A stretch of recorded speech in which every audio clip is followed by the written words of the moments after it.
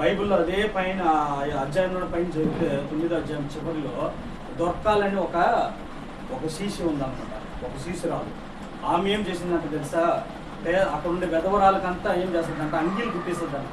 చినిగిపోయి అవన్నీ తీసి కుట్టించేది, కొంతమందికి బట్టలు లేని వాళ్ళకి బట్టలు కుట్టించేది, అంగీలు సిద్ధపరిచేది, లేని వాళ్ళకి ఇస్తుందంట, విధవరాలకు కానీ లేని వాళ్ళకి ఇచ్చి.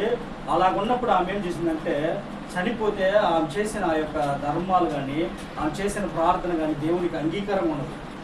దేవుడు జ్ఞాపకం చేసుకున్నాడు. ఆమె చేసిన ఆ యొక్క కార్యాలను దేవుడు జ్ఞాపకం చేసుకొని చనిపోయిన ఆ యొక్క దొరకాలను పేతురు పోయి ఊపిరితో ఆమెను లేపిండు అన్నమాట. ఈరోజు మనం కానీ ఆత్మీయ స్థితిలో మనము బలపడాలి. ఒకవేళ మనం శరీరరీతిగా సచ్చిన స్థితిలో ఉండొచ్చేమో కానీ సచ్చిన స్థితిలో ఉన్న మనము దేవుడు బలపరిచేదానికి ఆయన ఊపిరి మరలా ఆత్మను మనల్ని బలపరిచేదానికి దేవునికి అసాధ్యమైనది ఏది లేదు. ఆయన చేయగలడు. ఒకవేళ మనం సచ్చిన స్థితిలో ఉంటే, విశ్వాస జీవితంలో మనం సచ్చిన స్థితిలో ఉంటే ఆయన మరలా మనల్ని బలపరిచేదానికి, దృఢపరిచేదానికి, మనల్ని నిలబెట్టేదానికి సామర్థ్యం అన్నమాట.